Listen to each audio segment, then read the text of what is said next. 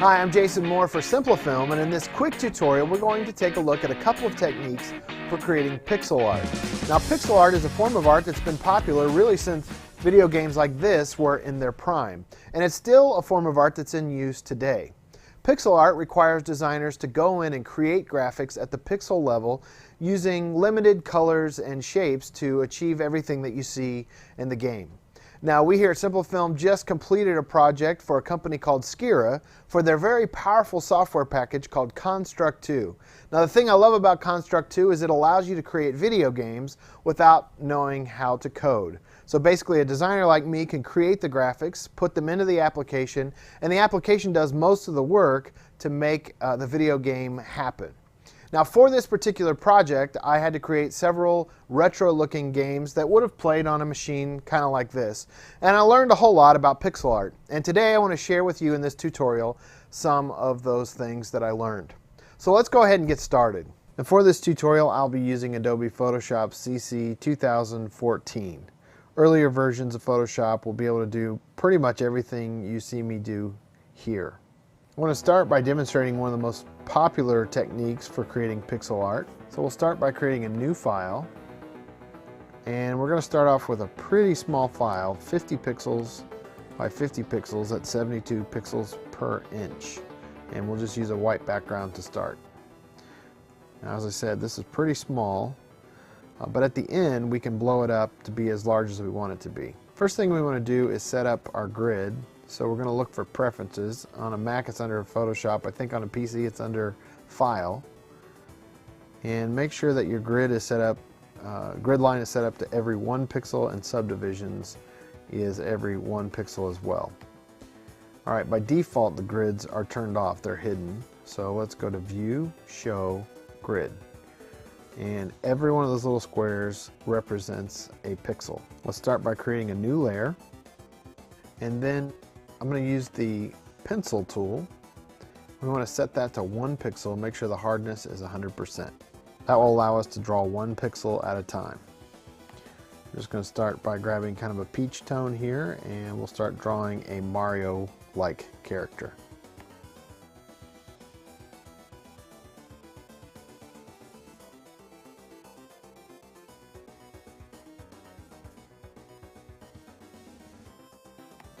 Add a little mustache. And of course, this is just for demo purposes. You can make your character whatever you'd like for it to be.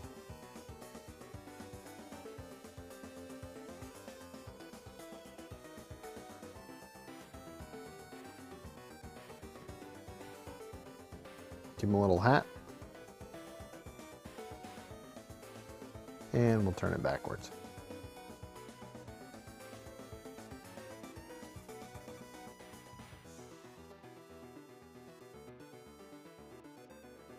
Give him a little shirt now.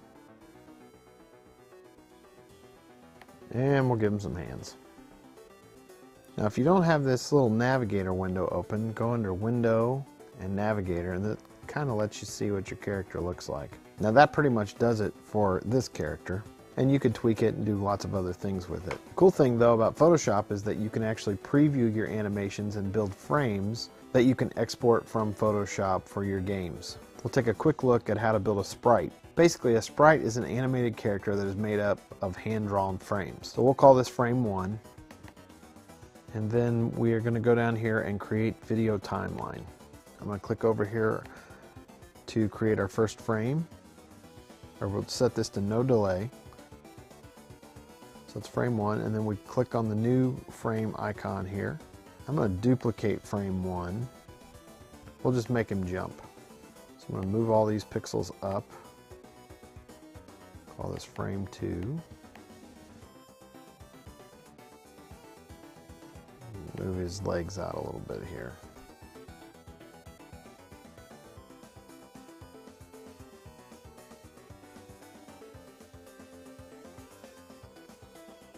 Things get a little funky at this resolution. Fix his foot up a little.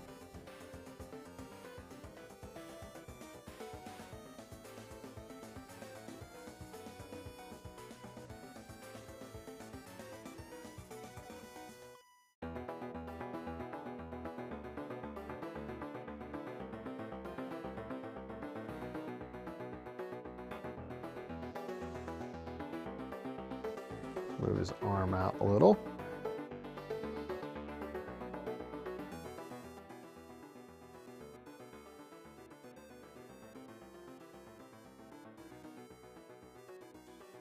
And we'll do a little painting to fix up where things got a little funky.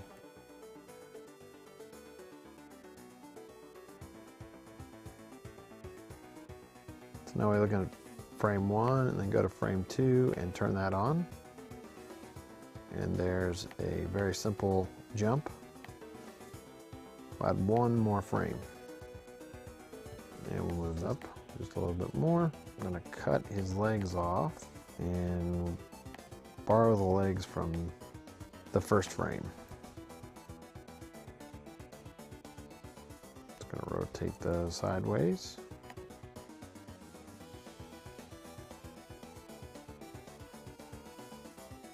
Just duplicated that leg, flipped it over, and we'll put it out here. We'll combine all that together. I think we'll borrow the arms from the first pose as well.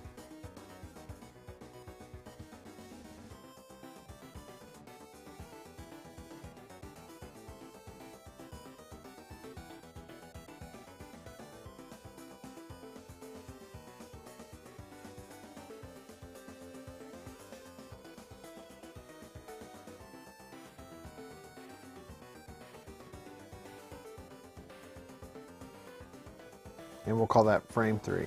All right, so now we have frame 1 set up, frame 2, and frame 3, and then we'll actually add one more frame, which will just be a repeat of frame 2. Then if we set this to go forever, we can preview our animation. So this is really simple, just a way to kind of show you how to create some simple pixel art. Now when you get finished, 50 pixels by 50 pixels is pretty small, so we can resize it.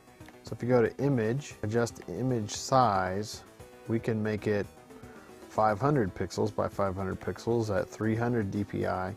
Now the most important thing here is that you want to make sure that you choose nearest neighbor. That's going to give us hard edges and we don't lose anything in the process. So it's still going to look the way it did at 50 by 50 with those hard edges. Next I want to show you another technique I use to create pixel art for the Construct 2 video.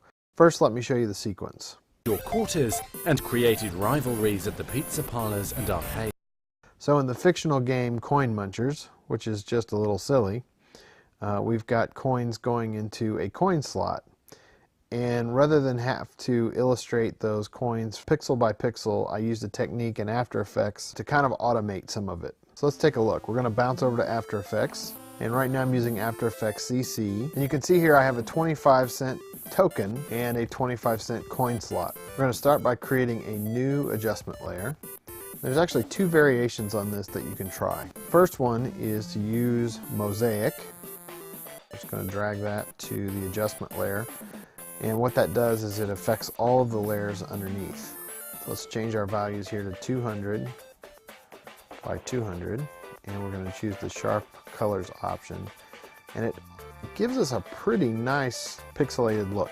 Now it's a little blurry for my liking, but it doesn't do a bad job. Here's a second way to do this in After Effects. We'll turn off this adjustment layer and add a new adjustment layer. And for this one we're going to use a filter called Ball Action.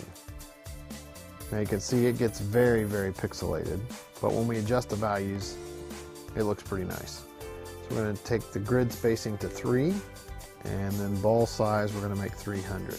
And it looks very similar to Mosaic, but it's got a slightly more pixel by pixel look. Now for the Construct 2 video, I actually used this as a starting point and then took it back into Photoshop to do a little bit more tweaking. You can see that I've actually done a little bit of pixel by pixel shading here just to give it a finished look. Now I'm going to show you another way to create a pixelized look for things like logos. In our video we have some fictitious games, and this is one of them. Kind of a fighter game, and you'll notice that we have the Scirra logo on the wall here. And of course we couldn't just put in a sharp vector version of it. I had to create an 8-bit version. So I want to show you how to achieve this look. So let's jump back over to Photoshop. Here's the Scirra logo. I'm going to start by duplicating that layer, and then on a new layer I'm going to create a black background. Just drag that underneath the logo. And then I'm going to use the magic wand tool to just grab the Scirra letters and icon. We'll do select inverse and then delete. And now we have it separated from the background. We're going to do select, deselect. Then what we're going to do is run the same filter that I ran in After Effects, which is the mosaic filter. So it's under Pixelate, Mosaic. I'm going to make the cell size 17. It's going to make everything really, really pixelated. I'm going to hit OK. Let's grab the magic wand tool again. This time make sure anti-alias is unchecked. And we want the tolerance to be set to 1. And what we want to do is grab all of the pixels that are semi-transparent and we're just going to delete them. So let's just delete these outside pixels here. Anything that's semi-transparent. If you hold down the shift key, you can click on multiple colors. Just hitting the delete key after I get everything selected.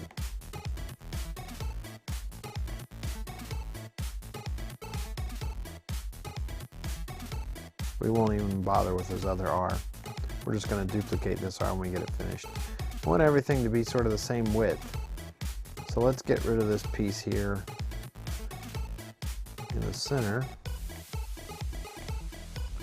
And it's grabbing this little section down here. So let's switch to the marquee tool. I'm going to hold down Alt or Option and then drag it up, and that deselects, and then I'm going to hit the delete key again, which gives us our R. We don't need to worry about this R. In fact, we'll just go ahead and delete it. And then let's delete all of the sections here on the A. Then we'll duplicate our R. You put this marquee tool around the R, grab the move tool and hold down Alt, and then hold down the shift key at the same time. You can drag over a copy. And this is a little tricky, but we're going to do the same thing we've done on this side with all of these semi-transparent pixels. It's kind of tough in the beginning to figure out what's what, but the more you work with this, the easier it gets.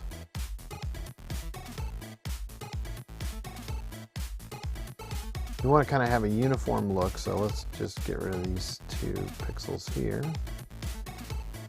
so that everything's kind of the same width.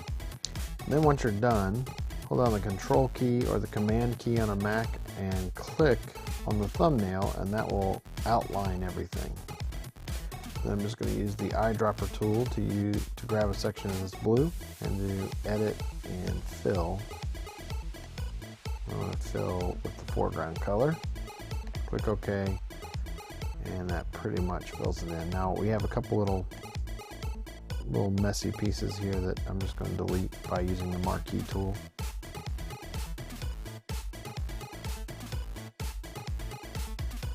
And there we have it. Now, the last thing I want to show you is how to pixelate someone's face and make them look like an 8-bit graphic. For the beginning of the video, we had this splash screen which features the 2 co-founders of Scirra in a game based on the look of a very popular game from the 1980s. I'm going to play this little section for you and then show you how I achieved it. Games you played growing up. Street Brawl. Alright, let's jump back into Photoshop and we'll take a look at that graphic. Now these are the bodies that I commandeered from another source, and here's the finished version of the head that I created. I'm going to show you though how I went about creating that. Now one very handy thing to have at your disposal is the NTSC palette for the Nintendo Entertainment System. This shows all the colors that were possible. So I used that when creating this graphic. So it was just sort of there in the background. Here's a picture of Tom Gullen of Scirra, and what I'm going to do is just pull this down underneath this graphic. I've kind of already got it lined up. Unfortunately, there's no quick way to do this, and it can get a little tedious. So I will fast forward through parts of this as I'm doing it. So the first thing I'm going to do is duplicate Tom's picture here. I'm going to run that mosaic again, except this time I'm going to make it a little larger. What I want to do is match the size of the pixels here. So we're going to make it 8 pixels wide. You can see that's just about the same size as the pixels here. I'm going to click OK. I'm going to zoom back out. And now what I want to do is change the grid to match the size of these pixels. So we're going to make it 8 by 8 pixels. Click OK. Again, we want to make sure that the grid is turned on, is viewable. And now when we zoom in, you can see that we have the grid lined up with our face here. So the next step is to just trace the face. I'm going to use the rectangular marquee tool here to do that.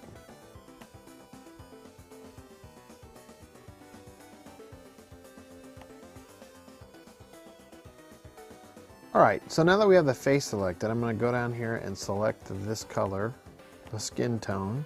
I'm going to create a new layer, and we'll call this face. And I'm going to fill that with that color. So now we've got the solid color of the face. The next step would be then to trace the hair. We'll go ahead and pick up the eyebrows and the facial hair. On some of the stuff you just have to guess a little bit. Alright, so let's create a new layer for the hair. Then we'll use our color picker here to grab this shade of reddish brown. Let's look at the two together.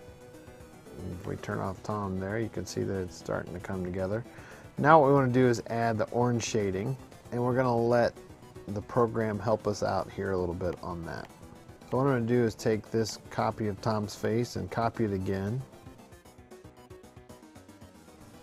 Adjust the brightness and contrast. I'm going to use Legacy here. That just is the old way that this tool used to work. And we're just going to go until we get some contrast, some heavy contrast. What we're looking for here is a way to differentiate the lights from the darks. Alright, now what we're going to do is trace all of the areas that look a little darker, and we'll fill those in with this orange color.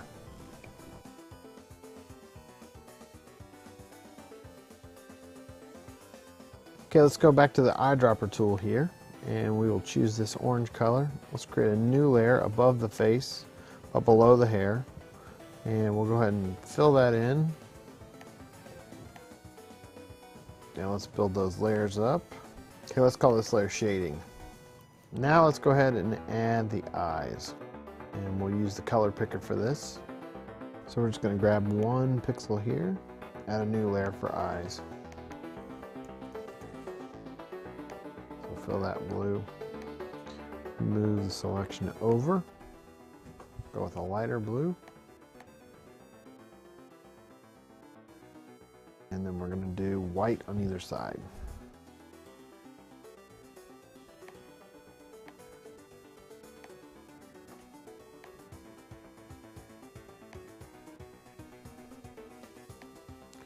And then we'll duplicate this layer and drag it over to right there. We'll turn all the layers back on, and now we're starting to get somewhere. Just a little bit more left. Let's define the nose a little bit. So we've got sort of a dark section here and a dark section here. So we're just going to grab those. Pull up our color picker here. So we'll try to choose the dark orange color. Create a new layer. All this nose shading. And actually we're going to add a highlight as well. So we'll grab this section of the nose. And there's kind of a bright spot over the eye here as well.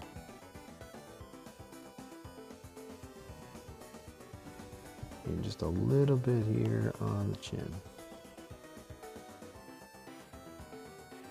And following suit here from the arms that are shaded, we'll add white to those areas.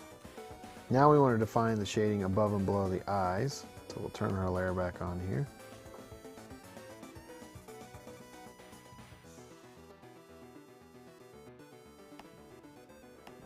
And we'll do this slightly darker orange color.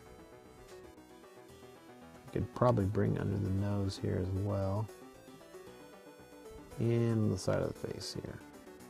Let's turn our layer back on here, and we'll go ahead and do the lips. Create a new layer for the lips, and then we'll just shade this section over here.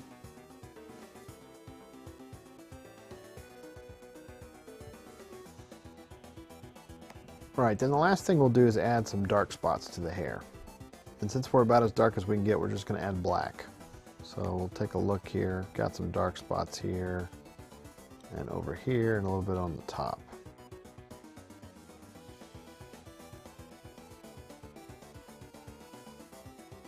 It changes to black. We'll call this hair shading. Last thing I want to do is have just a little bit more of a gradual fade here on this shading. So let's do one more closest to the hairline.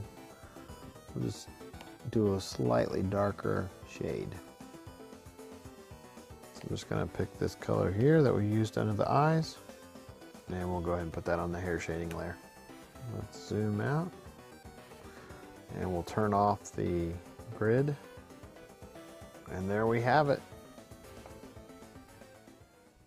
Well, I hope you found that helpful and are well on your way to creating your own original pixel art. Now, after you've kind of gotten the hang of it, I would encourage you to pick up Construct 2 at Scirra.com. To learn more about what we're doing here at Simplifilm, visit us at Simplifilm.com. Until next time, I'm Jason Moore for Simplifilm.